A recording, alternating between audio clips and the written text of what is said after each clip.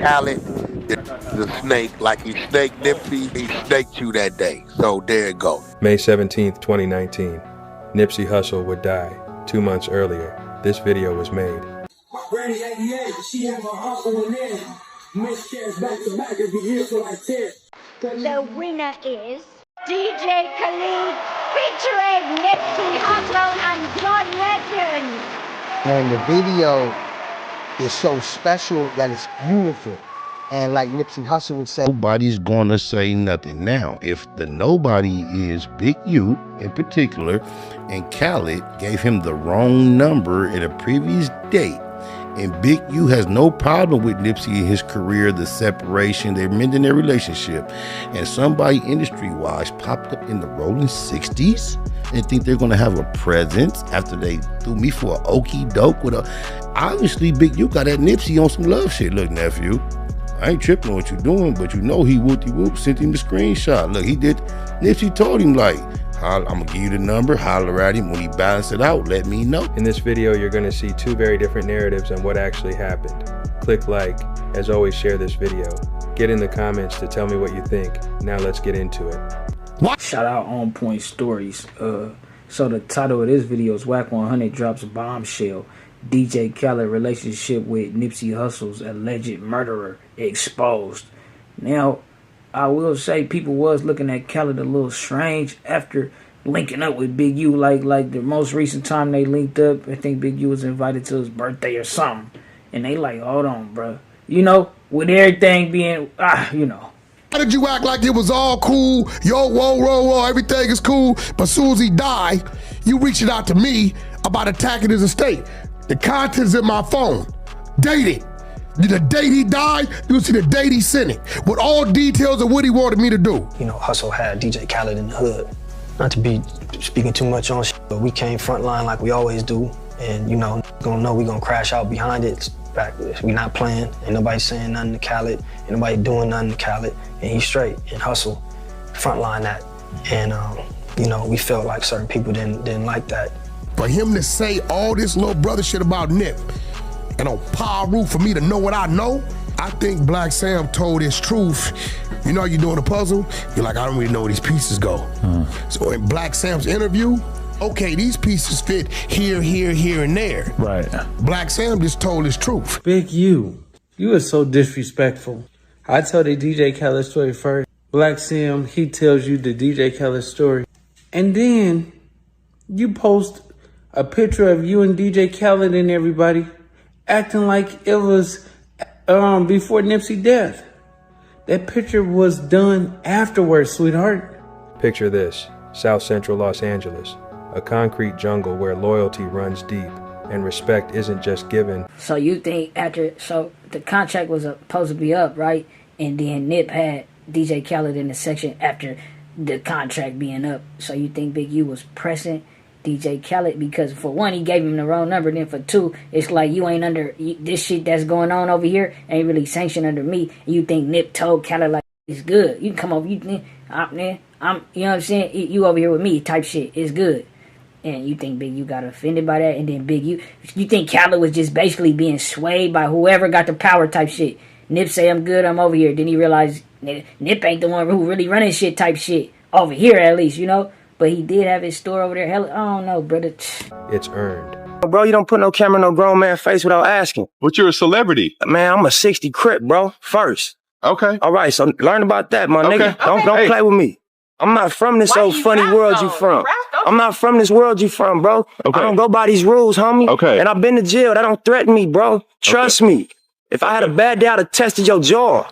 Okay. And I'd have got my homegirl to test your jaw. Okay, and so y'all don't gonna talk. go to jail and you just said you've been before. I ain't tripping on jail. I trip on respect. Okay. I'm willing to die behind mine, let alone go to jail. Okay. In this world, Nipsey Hussle wasn't just a rapper who made it out. He was a hometown hero. It's my young bro, Tony Boss Hog. He was on 101 with me on the Crenshaw mixtape. Still deeply rooted in the streets that raised him. But even for a legend like Nipsey, navigating the complex web of street politics was a constant reality. Who tapped into the neighborhood first? Hussle. Oh, really? Sure, Hussle. You know, I'm young and I'm going to school in Watts before him. So as far as like knowing about hoods and gang LA culture, I was exposed to that first, going to Watts and going to school at Markham, outside of our neighborhood and what we saw. But once, you know, obviously Nip get older, Nip in our neighborhood, which I never wanted him to be a part of. Right. You know, honestly, you know, anybody, and I say this, anybody that grow up and understand, you don't want your little bro being a part of, you know, some shit that you know is destructive. My goal was always, we gotta get this bread and we gotta get the money and we gotta. Hey, you can see in both the pictures, like Nip had he looked a little bit more rambunctious than Sam. And you know, Sam, him being older, he probably, you know, trying to guide little bro right and shit like that with her. You know, we need to make sure that we own. So, you know, seeing Hussle and me not being able to do anything about it either. Right. You know, it's like, man, you know, only thing I could do at a point, it came to a point where Hussle was so deep in and so involved and so much going on around him in the neighborhood, with the politics in the neighborhood. It's like, all right, now, you know, I gotta be there with bro, and I gotta be, and people need to understand, like, yeah, this is his bro, and his bro is here, and, you know, if nobody else is tripping, I'm tripping. Mm-hmm. And Nip had a certain unit, and that was our unit. You gotta know yourself. So, you know, the same thing going on with rap music, the same thing going on with all of our culture. Whether it's gang banging, whether it's trapping down south, whether it's hip hop, whatever it is, like, you know. And one day, a seemingly simple move, bringing a big name to his hood, would open up a can of worms, exposing tension simmering beneath the surface. Nice meeting you, man. We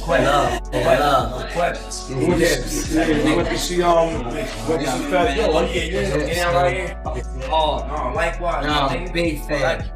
Big fan. The work, do something. Yeah, Nip's on the album. That's done. I already know that. I'm just starting, so I'm gonna get that shit. This wasn't just two artists collaborating. It was a collision of worlds. And in Nipsey's world, certain protocols were expected. Yeah, so I have a song with Nipsey Hussle on my album, and I've been blessed to work with the King Nipsey Hussle. And, you know, it's a blessing because me and him are excited about the record. And the record is gospel, is special, and the video is so special that it's beautiful. And like Nipsey Hussle would say, the marathon continues. According to Nipsey's own brother, Black Sam, this move caused political issues in the hood. It wasn't about the music itself, but about the unwritten rules of the streets. It's my cousin's birthday, so the night, I want to say the night before, it took us to Wally's, Beverly Hills, me, Pops, and Adam, my cousin Adam, and just had a long talk with bro. Hey, or you think Khaled was just going, like, moving forward, even though he know what it is, it wasn't like he was just being hella, you know, disloyal or, like, you feel me, trying to backdoor Nip, but he was just going with, he falling in line with the politics too. That's what a lot of niggas do, bro. They don't be stand up, they just, you know. And then think about it, he gotta operate still, moving forward, like in LA or whatever have you. And I guess he wanna keep them relationships, even shit, or whatever. You know, not to get into too much detail, but there was a lot of big politics getting into it with certain people. You know, Hussle had DJ Khaled in the hood. Not to be speaking too much on shit, but we came frontline like we always do. And, you know, niggas gonna know we gonna crash out behind it. We not playing. Ain't nobody saying nothing to Khaled. Ain't nobody doing nothing to Khaled. And he's straight. And Hussle frontline that. And, you know, we felt like certain people didn't like that. And did the video. Khaled got out of there perfect and smooth. And, you know, we appreciated Khaled for showing up and coming to the hood and doing the video. And, you know, we knew that this was gonna be one of them videos, man. Hussle brought DJ Khaled to the hood, and you know, had John Legend in the other scene. So we at Wally's, and we just chopping it up about a lot of shit, man. Just, you know, making sure that we on point in security, and when we pull up, You know, we like, Hussle, when you pull up to the shop, call us. He like, bro, I'm not calling you niggas when I pull up. I'm not calling you niggas when I pull up. And we like arguing and just, you know, but turned into, you know, a little bit of that, and then back to the, you know, celebrating bro Adam's birthday, and Hussle got us the back room, and you know, family there chopping it, and just us four, and we stayed there forever, man. And when he walked out, you could tell Nip didn't feel like he was in danger or like he needed to be fearful or of whatever the situation was, like, you know, over there or whatever, how you, right? He had to shop in the hood, feel me? Then he, you know, he not like they trying to, you know, just set in place protocols because he growing, feel me? His career getting bigger, he becoming more valuable, and he already valuable to him as a bruh. That's a little bruh, you know. But you could tell Nip just wasn't like, he kind of like underestimated the situation a little bit. We all walked out the back room of Wally's.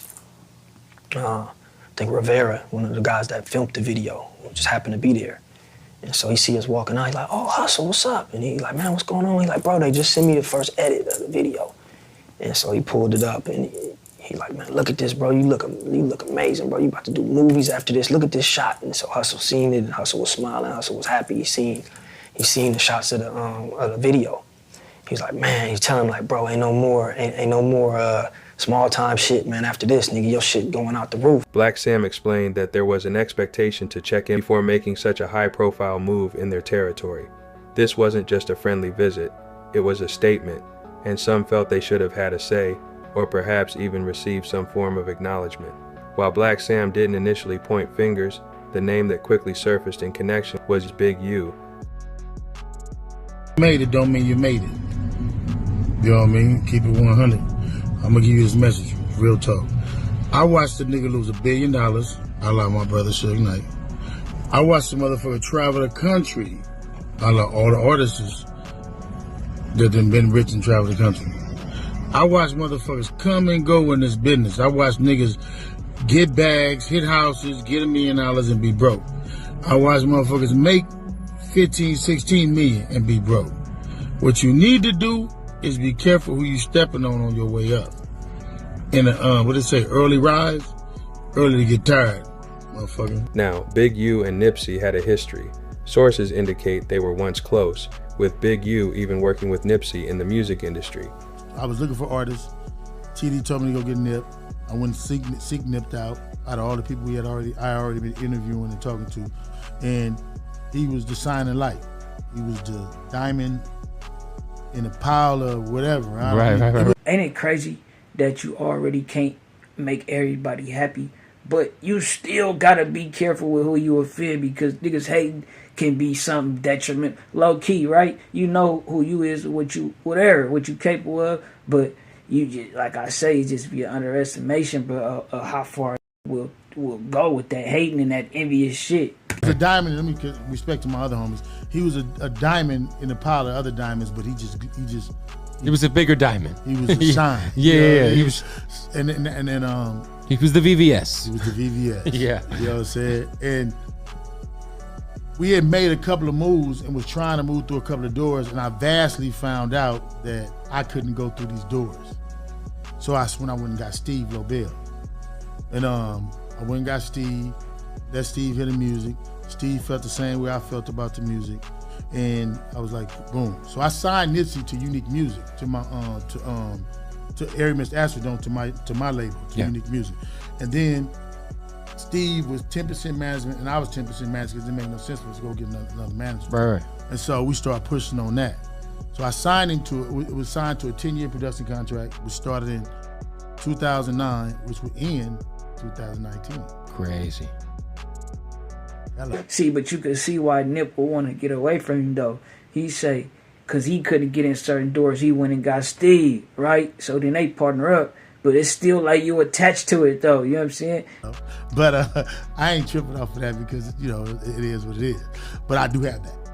You know what I mean? So, wait, so your deal with Nipsey was 10 years? It was 10 years. It was a 10? It was 10 years, 25% of publishing to Aramis Astrodome. Oh, wow.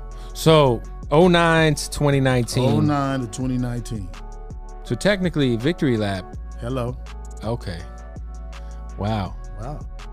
But after Nipsey's tragic passing, whispers began circulating, suggesting that Big U might have had a hand in setting things in motion, and the DJ Khaled incident, according to some, it was a key indicator of a growing What's rift. your perspective on what his involvement could have been with the Nipsey situation? What do you think about that?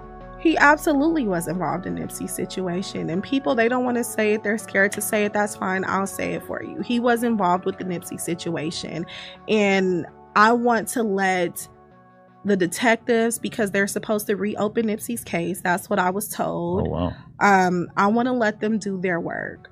And I just feel like if they do their due diligence, they will find out exactly what they're looking for. But come on now, you think he wasn't? Nipsey died in 2019. And he allegedly did this to Rayshawn in 2021. He felt untouchable. Adding fuel to this fire, WAC 100 weighed in, suggesting there was direct conflict between Nipsey and Big U over the DJ Khaled video. This, Big U, did you not ask me to act like your contracts were sold out to me that you had on Nipsey, and you wanted me to go attack Nipsey's estate after his death for 30%? This is not going how I planned. That.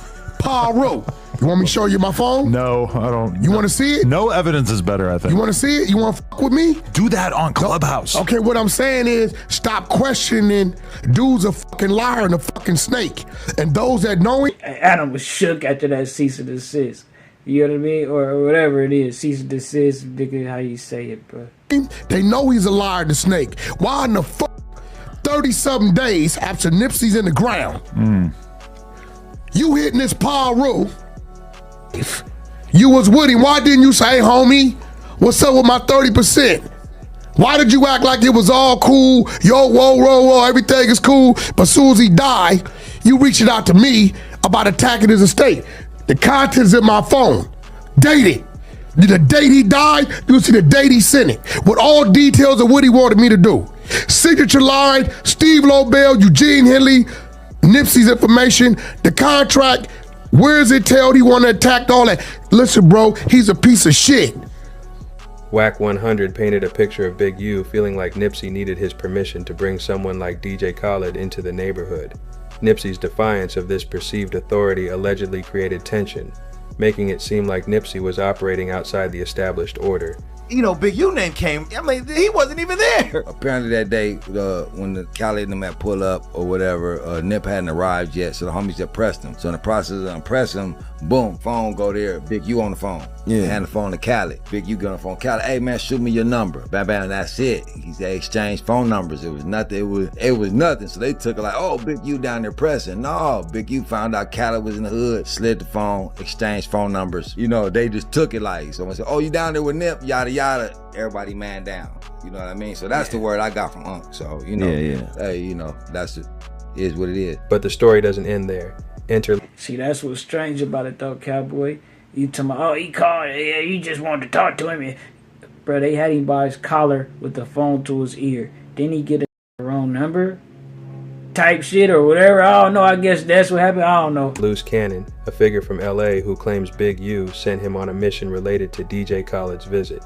According to Loose Cannon, this mission wasn't a friendly hello. Okay, listen, sweetheart, sweetie pie, you gotta cut this out. I know you was dumb, but not just this dumb. Big U. Okay, let's play true or false. Let's just do that, right? Is it true that I ran up on Khaled and you got his number that day? Then, after Nip passed, you start hanging out with him. Facts. Right? True or false? Did you actually get in several altercations with Nipsey? Wait, slow down, hold on. Can't do that because we took pride of letting niggas know You got to check in coming to the West Coast. We took pride of openly letting niggas know that who got pressed. Again, No, facts. Again, Khaled didn't get robbed. Khaled didn't get assaulted. He was just, spooked and sent a little scared. So, what the law got to do with that? No, I get what you're saying, but I just had to ask, do y'all feel, because you know how this line is so blurred nowadays with the snitching. If you speak on some shit, what I'm doing is this. I'm snitching to Khaled. Khaled is the snake, like he snaked Nipsey, he snaked you that day. So there you go. Now, I got a relationship with Khaled. So, yeah, okay, you want to call me alerting Khaled snitches? There you go. Khaled ain't a cop.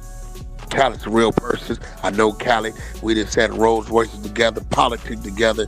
We did all kind of together. So, if me alerting Khaled, okay, so it was draw snitching when he came alerted me that the 40s had his name on the list? I mean, that's something. I mean, that's just being honest. That's something I don't know about. But like, I'm just saying, he came to my house and said, "All my homies, this just happened to," and they said my name was on the list. So is that snitching? Is that making me aware? Aware. I mean, okay. What's the difference in being a personal relationship?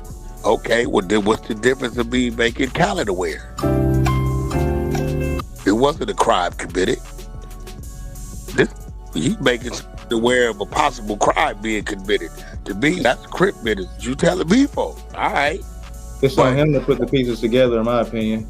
No, listen, this is the thing. He gave. So I wonder, did W.I.G is that the reasoning for W.I.G like kind of putting Khaled out there? Like Khaled was still messing with Big U after the fact, right? And then him and Nip, I thought their relationship was kind of tight, but shit, it's crazy. We don't know if Khaled know everything, that just because it be a lot of speculation though, and certain people expect you to know what they know, or automatically just piece it together how they piecing it together. We don't know if that's what happened with Khaled. W.I.G awareness of, if something happens to me, you know where to search at, right? So is that snitching, or that's being making somebody aware of a situation as it might get happen, or it could get involved to? Because when we say about the Khaled thing, it's not snitching. It's just telling Khaled, like, bro, there was a play that was ran up on you. Loose Cannon's account suggests that Big U was not happy with DJ Khaled coming to LA with Nipsey without his involvement. What's even more intriguing is Loose Cannon's claim that after Nipsey's death, Big U seemingly developed a friendly relationship with DJ Khaled. This shift in dynamic led Loose Cannon to believe that Big U's issue wasn't really with DJ Khaled, but with Nipsey himself, possibly fueled by jealousy of Nipsey's rising star. I could have went directly to a no-jumper clip for this footage, but WIG TV does an excellent job reacting to Loose Cannon's reaction. Make sure you sub his channel. This is where things get interesting. He'll be like, man, shout out On Point Stories. I didn't even know I was in a joint. It's crazy? What I think it is, bruh, is Khaled. It do look suspicious, and a lot of people been looking at Khaled like, hold on, bruh, what's wrong with you, Khaled? Like, you just, but you know what I think it is? It's whoever got the power type shit. Like in the hood, niggas, one nigga might have the power, then a nigga knock him down, then next thing you know, everybody following him type shit. So I just think it's like Khaled, knowing he still gotta operate in LA, he like, let me go with who seems to be running shit or whatever have you. You know what I'm saying? And then he know from the inside though. He know what was said on that phone call when he was pressed, and he gotta have some fake knowledge about the fake turmoil it was or whatever have you. Or he could not though. He could not know, so he could just be going with, like I say, going with the politics, but still unbeknownst though, like he don't know how diabolical this shit get or what's what or type shit. But I didn't watch the whole thing, bro. Y'all make sure y'all go tap into On Point Stories. I'm gonna have